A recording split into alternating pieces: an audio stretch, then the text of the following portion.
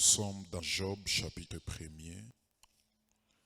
Nous avons souvent pour habitude d'introduire toujours l'introduction de chaque livre. Nous sommes dans Job, chapitre 1er, du 1er jusqu'au... Bon, je vais m'arrêter peut-être au 13e verset. Nous lisons au nom du Seigneur. Il y avait dans le pays d'Ouz un homme qui s'appelait Job. Cet homme était intègre et droit. Il craignait Dieu et se détournait du mal. Dis-moi, dis avec moi, il était intègre et droit. Répète-le, il était intègre et droit. Il craignait Dieu et se détournait du mal. Verset 2, il est écrit, il lui naquit 7 fils et 3 filles. Il possédait 7000 brebis et 3000 chameaux, 500 paires de bœufs, 500 ânes et un très grand nombre de serviteurs. Et cet homme était plus considérable de tous les fils de l'Orient. Ses fils allaient les uns chez les autres et donnèrent tour à tour un festin, et ils invitaient leurs 3 sœurs à manger et à boire avec eux. Et quand les jours de festin étaient passés, Job appelait et sanctifiait ses fils, puis il s'élevait de bon matin et offrait pour chacun d'eux un holocauste. Car Job disait, peut-être mes fils ont-ils péché et ont-ils offensé Dieu dans leur cœur. C'est ainsi que Job avait coutume d'agir. Or, les fils de Dieu vinrent un jour se présenter devant l'Éternel. Et Satan vint aussi au milieu d'eux. Répète avec moi, Satan vint aussi au milieu d'eux.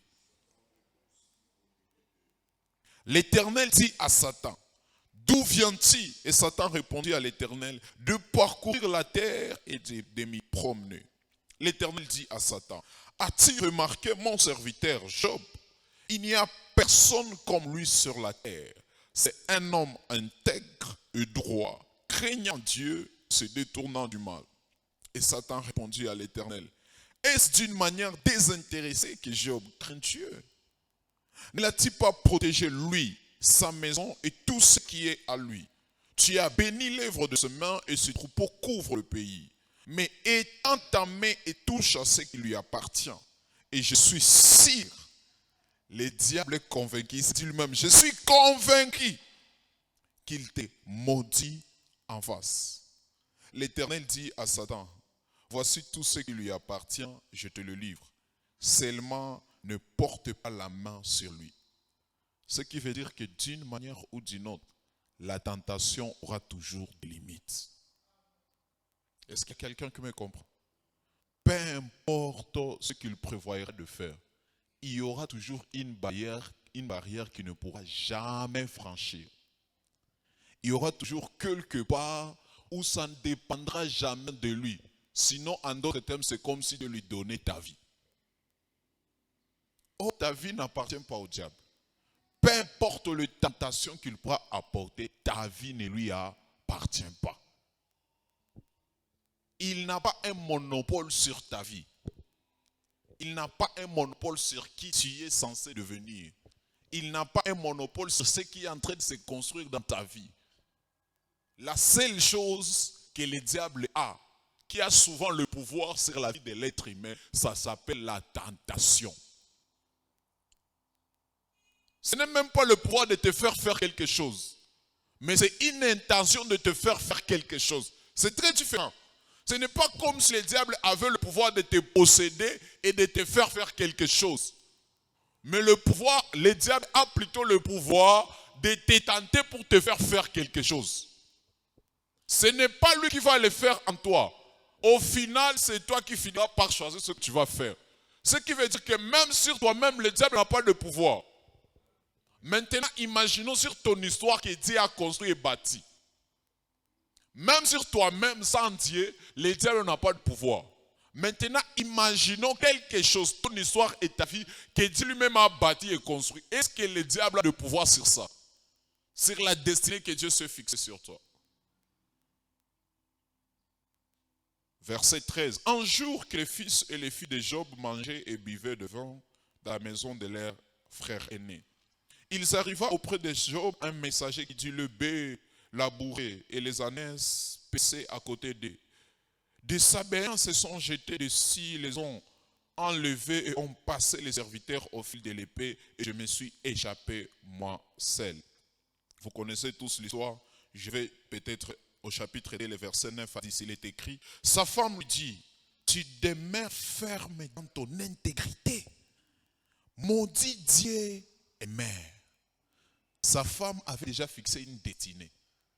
Donc, dans la tête de sa femme, ce qui venait d'arriver dans la vie de Job était carrément impossible d'être vaincu. Vous êtes en train de comprendre cette femme.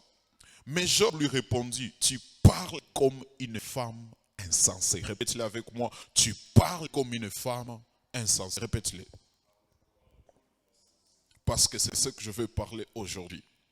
Alors, cette semaine, par la grâce de Dieu, nous serons en train de méditer toute l'histoire de Job. Nous serons en train de soutirer plusieurs leçons que la Bible nous offre à propos de cette histoire. Et la première leçon que le Seigneur m'a révélée sur l'histoire de Job, c'est que l'épreuve n'est jamais loin de la tentation et la tentation n'est jamais loin de l'épreuve. Répète-le avec moi: l'épreuve n'est jamais loin de la tentation et la tentation n'est jamais loin de l'épreuve. Ceci veut dire que la sagesse n'est jamais loin de l'incrédulité et l'incrédulité n'est jamais loin de la sagesse. Les deux choses sont automatiquement en perpétuelle compétition. Les deux choses sont automatiquement en perpétuelle poursuite. C'est comme si deux personnes qui se poursuivaient encore et encore et encore. C'est la simple raison pour laquelle, malgré toute la dignité du diable au niveau où il était élevé, au niveau où Dieu l'avait élevé à un niveau tellement supérieur dans son éclat et dans sa majesté, malgré cette élévation, malgré qu'il était un grand homme dans la présence de Dieu, ça n'a pas empêché à l'incrédulité de le saisir de là où il était. Le diable était très élevé, en puissance, en force, en éclat. La Bible dit que les gens le voyaient et avaient peur de lui. Pourquoi? Dieu lui avait donné une majesté. Mais malgré son élévation, malgré toute sa grandeur, l'incrédulité est venue lui saisir là-bas. Il pensait qu'on ne sait pas d'où est-ce qu'il est venu et lui a dit: tu es en mesure d'être plus que Dieu. Si ce n'est pas l'incrédulité, c'est quoi? Qu'est-ce qui peut te dire, toi, à qui on a élevé, que tu es en mesure d'être plus grand que celui qui t'a élevé? Toi, une créature, qu'est-ce qui peut monter à ta tête? Te dire que toi qui as été créé, tu peux devenir plus grand que celui qui t'a créé si ce n'est pas l'incrédulité. Ainsi donc, malgré le niveau du diable, malgré la dimension du diable, malgré la hauteur du diable qu'aucun homme sur terre n'a jamais atteint, un homme charnel, malgré toute cette hauteur-là, l'incrédulité est venue toquer à sa porte. Ce qui veut dire que malgré la hauteur, la grandeur, la maturité de tout homme sur terre, l'incrédulité viendra toujours toquer à ta porte. Pourquoi? Parce que l'incrédulité poursuit toujours la sagesse. La tentation poursuit toujours l'épreuve et l'épreuve est toujours cachée derrière la tentation. Vous allez me comprendre. Ainsi donc, pour vous porter une distinction entre la tentation et l'épreuve, retenez premièrement que la tentation a pour source le diable. Jamais Dieu ne sera à l'origine de la tentation. Mais retenez aussi que l'épreuve a aussi pour source Dieu. Jamais le diable ne sera pour source l'épreuve. Deuxième des choses, la tentation a comme force et capacité les capacités du diable. Mais l'épreuve a comme force et capacité les capacités de Dieu. Troisième des choses, la tentation a comme grandeur des stratégies, c'est-à-dire l'immensité des stratégies de la tentation sont limitées aux connaissances du diable. Mais l'immensité des stratégies de l'épreuve sont aussi illimitées comme l'est celui qui apporte l'épreuve, qui est l'Éternel Dieu des armées. Autre chose. Les ressources de la tentation, c'est-à-dire les éléments que le diable utilise pour te tenter, sont limités à ses moyens à lui. Mais les ressources de l'épreuve sont aussi illimitées comme l'est l'Éternel ton Dieu. Autre chose, la persévérance, la permanence et la persévérance de la tentation est attachée au cœur du diable. Mais la persévérance, la permanence et même, si je peux le dire, la nature et la motivation de l'épreuve est aussi attachée au cœur de Dieu. De quoi je suis en train de parler? Le diable te déteste tellement qu'il te combattra même quand il sait qu'il va échouer. Mais Dieu aussi t'aime tellement qu'il sera avec toi parce qu'il sait déjà qu'il va réussir. Il est question de deux cœurs. De la même façon que le diable ne te lâchera jamais. De cette même façon, Dieu aussi ne te lâchera jamais. Parce que c'est ça le grand problème. Quand nous voyons la tentation perdurer, encore et encore et encore et encore et encore. Tu as vaincu hier, il revient. Tu as vaincu hier, il revient. Tu as vaincu hier, il revient. Tu as vaincu, il revient. C'est comme s'il ne semble pas être fatigué. Non, c'est question de cœur. Son cœur ne peut lui permettre de te laisser sans combat. Le cœur du diable ne peut lui permettre de te laisser tranquille. Le cœur du diable ne peut lui permettre de te laisser sans te combattre, de te laisser avec cette bénédiction. À peine tu as une bénédiction, à peine il vient te combattre. À peine tu as une nouvelle grâce, à peine il vient apporter des choses. À peine tu as quelque chose qui te disait, là maintenant, je vais commencer à avoir du repos dans ma famille, je vais commencer à avoir du repos dans ma vie, je vais commencer à avoir du repos au travail. À peine que tu croyais déjà atteindre la terre promise, il apporte encore une autre tentation qui va te faire vivre dans l'esclavage pendant que tu es dans la terre promise. Parce que les gens croient que parce que tu es dans la terre promise, tu as fait fuir le diable. Non! Il va apporter l'incrédulité et tu vas redevenir esclave comme en Égypte, tout en étant dans la terre promise. Pourquoi? Parce que la tentation est attachée au cœur du diable. Il ne peut te laisser tranquille. Son cœur ne peut lui permettre de te laisser tranquille. Il est tellement mauvais qu'il ne peut te laisser tranquille. Peu importe la grandeur que tu atteindras, peu importe la bénédiction que tu atteindras, qu'elle vienne de Dieu ou pas, jamais le diable ne te laissera tranquille. Que tu sois déjà dans la terre promise ou pas, jamais le diable ne te laissera tranquille. Mais il y a une bonne nouvelle aussi. Jamais Dieu ne te laissera seul. Malgré que son cœur ne pourra jamais lui permettre de te laisser tranquille, je suis aussi venu t'annoncer que le cœur de Dieu ne pourra jamais lui permettre de te laisser seul. Le diable te combattra toujours, mais Dieu sera toujours avec toi. Parce que c'est ça le grand problème à l'église. On a plus de facilité à constater la persévérance de la tentation, mais on a moins de facilité à constater la persévérance de la présence de Dieu. On a plus de facilité à constater le fait que nous sommes toujours combattus, mais on a moins de facilité à constater aussi que nous sommes toujours accompagnés par quelqu'un. Peu importe où tu te trouves, que tu sois un Joseph qui est dans la citerne, l'Éternel est avec toi dans la citerne. Que tu sois un Joseph qui a été vendu en esclavage, l'Éternel sera avec toi en esclavage. Que tu sois dans la maison de Potiphar, l'Éternel sera avec toi dans la maison de Potiphar. Que tu sois en prison, l'Éternel sera avec toi en prison. Mais le grand problème c'est quoi? C'est que nous avons plus de facilité à constater le fait que mes frères m'ont jeté dans la citerne. Mais on a moins de facilité à constater que même là, pendant que je suis jeté là dans la citerne, l'Éternel est avec moi. Il est assis avec moi là. Il attend aussi. Et la preuve, je ne sais par quelle magie, moi qui croyais que j'allais mourir dans la citerne, je me vois être sorti de la citerne et vendu jusqu'en Égypte, la terre de ma destinée. Comment se fait-il? C'est parce que Dieu, en étant assis avec moi dans la citerne, sa tranquillité dépendait de la connaissance qu'il avait de mon avenir. Dieu était tranquille avec moi dans la citerne pendant que je paniquais, parce que lui, il me voyait déjà sortir de la citerne. Et moi, j'étais là dans la citerne en train de paniquer. Mais qu'est-ce que j'ai fait à mes frères? Comment Dieu me permettra ce que je sois dans la citerne? Dieu a déjà vu ta sortie de la citerne. Il est déjà en train d'œuvrer. Il est déjà en train de travailler. Je me vois être sorti de la citerne. Qu'est-ce qui s'est passé? Mais je croyais que j'allais mourir ici. Peut-être qu'ils allaient même m'amener de pierre. Ils vont me jeter, j'allais mourir ici. Mais je sors de la citerne. Chose grave, je suis encore vendu comme esclave. C'est pas grave. J'arrive dans la maison de Potiphar, moi qui étais prince dans la maison de mon père. J'étais un prince, j'avais des serviteurs qui me servaient. Comment se fait-il que je me retrouve en train de servir quelqu'un? C'est pas grave jusque-là. Si je reste concentré au fait que je suis devenu un esclave, je ne prendrai pas conscience de la présence de Dieu jusqu'à ce que je me rende compte qu'il y a quelqu'un qui est toujours avec moi qui me fera chef dans la maison de Potiphar. Pendant que tu vois Joseph être amené comme captif dans la maison de Potiphar, tu croirais qu'il est seul. Jusqu'à ce que tu constates qu'il est devenu chef dans la maison de Potiphar et que tu prennes conscience à quel point il était toujours avec quelqu'un. C'est pas grave. Je suis dans la maison de Potiphar, chose grave, je ne sais pas par quelle folie. Je ne sais pas par quelle magie. Je ne sais pas quel diable qui a dit qu'il ne me laissera jamais.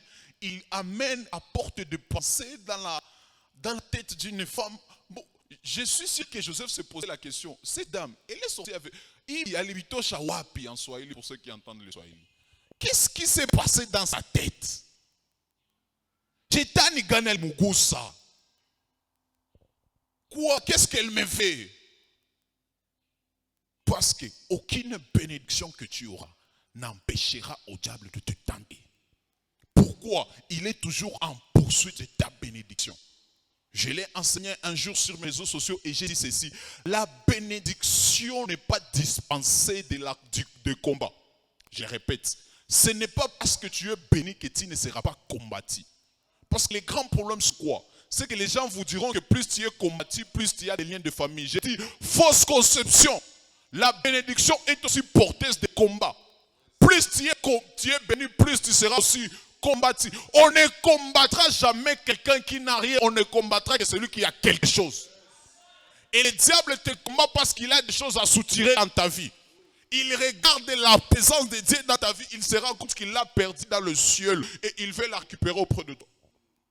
Il veut goûter à ça. Vous voyez, nous négligeons la présence de Dieu. Mais le diable avait tellement conscience de cela. Il connaît les classes. C'est un être spirituel. Nous sommes tellement charnels que nous négligeons le spirituel. Mais le diable est un être spirituel. Il connaît. C'est ça qui lui a créé. Sans cette spiritualité-là de Dieu, il n'existerait jamais. Alors il connaît la valeur de ça. J'aimerais dire à quelqu'un, les combats ne sont pas toujours synonymes de malédiction. Les combats sont aussi synonymes de bénédiction. Ta vie est bénie, c'est pour cela que tu es combattu. Ta vie est porteuse de quelque chose, si simple que tu es là, si petit que tu es là. Ta vie est porteuse de quelque chose et c'est la simple raison pour laquelle tu es combattu. Il ne te laissera jamais tranquille.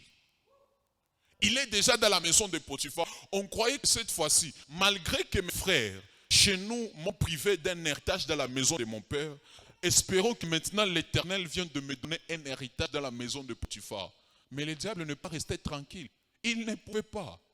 Dès les premiers jours que Joseph a commencé à être élevé, dès ces premiers jours, le diable avait déjà commencé à concevoir des stratégies. Joseph pouvait croire que la pensée qui était entrée dans la femme de Potiphar venait d'aujourd'hui. Non. Le diable avait déjà commencé à créer ça dans la tête de cette femme. Joseph, lui, il passait tranquillement, il travaillait tranquillement, mais il ne savait pas qu'il y avait une femme qui la désirait en secret. Jour après jour, il passe, le diable, tu vois ce garçon-là, il est beau. Encore et encore et encore et encore et encore et encore. Jusqu'au jour où ça va exploser. Je vais dire à quelqu'un, ce n'est pas aujourd'hui que le diable a commencé à te combattre. Il avait déjà commencé depuis longtemps. Cette personne-là qui est venue te dire des histoires, je ne sais pas quoi, depuis longtemps, il avait déjà commencé à investir en lui une qualité d'un cœur qui pourra te faire ce genre de choses. Les personnes n'agissent pas à ton égard, à mauvais, simplement comme ça, spontanément. Non. Les diables avaient déjà commencé par transformer leur cœur en de mauvais cœurs, de sorte qu'ils te fassent ce qu'ils te font là, sans broncher. Vous avez déjà constaté ce genre de personnes qui ont une si grande facilité à faire de mauvaises choses sans avoir même une conscience qui retiennent dans la chose. En Swahili, c'est comment? Quelqu'un a une si grande facilité de faire des choses sans conscience. C'est comme s'il n'y a rien en lui qui dit, mais ce que tu fais, c'est mauvais. Non, ce n'est pas aujourd'hui qu'il est devenu comme ça. Quelqu'un avait déjà commencé à façonner son cœur et il a dit, je vais le faire croiser avec la maman telle pour te tenter. Le diable avait déjà commencé à œuvrer. Parce que de la même façon que Dieu œuvre en toi tous les jours pour que tu sois une bénédiction pour toutes les personnes que tu croiseras, de cette même façon, il y a des hommes en qui le diable œuvre tous les jours pour qu'il soit une tentation pour tous ceux qu'ils croiseront. Il y a des gens dans lesquels le diable est en train d'œuvrer tous les jours. Il bâtit certains caractères, certaines mauvaises habitudes pour que lorsqu'ils croiseront, chaque homme qu'ils croiseront, qu'il soit une tentation pour eux. Mais la bonne nouvelle, c'est que Dieu œuvre aussi dans toi tous les jours pour que chaque personne que tu croiseras, tu sois une bénédiction pour lui. Ainsi donc, mes chers amis, j'étais en train de dire que si ça vient du diable, la tentation, si elle a comme origine du diable, le diable, c'est-à-dire que les ressources de la tentation sont les ressources du diable, mais que les ressources de l'épreuve sont les ressources de Dieu. La persévérance de la tentation est fondée sur le diable, mais la persévérance aussi de l'épreuve, c'est-à-dire la nature, l'identité de l'épreuve, est aussi fondée sur Dieu. Autre chose maintenant que j'aimerais vous faire remarquer, c'est que des seules choses distinguent les deux seules choses. Une seule chose distingue les deux seules choses, mais sous deux volets. Premièrement, les yeux du diable sont braqués sur la tentation, mais les yeux de Dieu sont braqués sur l'épreuve. C'est-à-dire que quand tu es tenté, le diable est comme en train de t'observer. Mais quand tu es dans l'épreuve, Dieu aussi est en train de t'observer. Et si donc, mes chers frères et sœurs, écoutez ceci. Et si donc l'épreuve n'est jamais loin de la tentation et que la tentation n'est jamais loin de l'épreuve, ceci veut dire que quand tu es tenté, des yeux sont en train de te regarder. Quand tu es dans l'épreuve, des yeux sont en train de te regarder. Est-ce qu'il y a quelqu'un qui me reçoit? Quand tu es tenté, ce n'est pas que le diable qui est en train de te regarder. Même Dieu est en train de te regarder. Quand tu es dans l'épreuve, ce n'est pas que Dieu qui est en train de te regarder. Même le diable est en train de te regarder. Les deux choses sont toujours liées et ne seront jamais séparées. Pour la simple et bonne raison qu'il est question d'un combat de deux royaumes. Le royaume de Dieu et notre royaume sur terre. Les combats là en question n'ont pas commencé avec nous. Ils avaient déjà commencé leurs histoires bien avant que tu ne viennes. Ce n'est pas ta présence qui va soutirer le combat. Tu étais déjà là. Il est question de savoir où est-ce que toi tu vas te positionner dans les deux royaumes. Qui est-ce que tu vas accepter qu'il puisse régner dans ta vie? Parce que vous comprendrez que la stratégie du royaume de Dieu, c'est la colonisation. Et de cette même façon, le diable a aussi copié cette stratégie du royaume de Dieu. Il a aussi apporté un système de colonisation. Et la seule différence qu'il y aura entre les deux colonies, c'est le cœur de tout un chacun d'entre eux. La colonie de Dieu ne t'amènera jamais dans le malheur, mais la colonie du diable t'amènera dans le malheur. Celui qui t'influence détermine la destinée de ta vie. Celui qui influence ce qui règne dans ta vie détermine ce que va devenir ta vie. Et les deux personnes voudront toujours régner. Les deux personnes combattent pour le règne. Et celui à qui tu laisses le règne sera celui qui déterminera quelle sera ta destinée. Quand tu es dans l'épreuve, sache que des yeux sont braqués sur toi. Quand tu es dans la tentation, sache que des yeux sont braqués sur toi. Pourquoi? Parce que les deux choses ne sont jamais séparées. Pour la simple et bonne raison que le cœur de Dieu ne pourra jamais lui permettre de te laisser tout simplement dans la tentation, mais dans cette tentation, il créera une épreuve. À cause de son cœur, il ne pourra jamais permettre que tu sois tenté tout simplement. Mais au milieu de cette tentation, il va apporter une épreuve. Est-ce qu'il y a quelqu'un qui me reçoit? Nous sommes debout, nous allons continuer demain.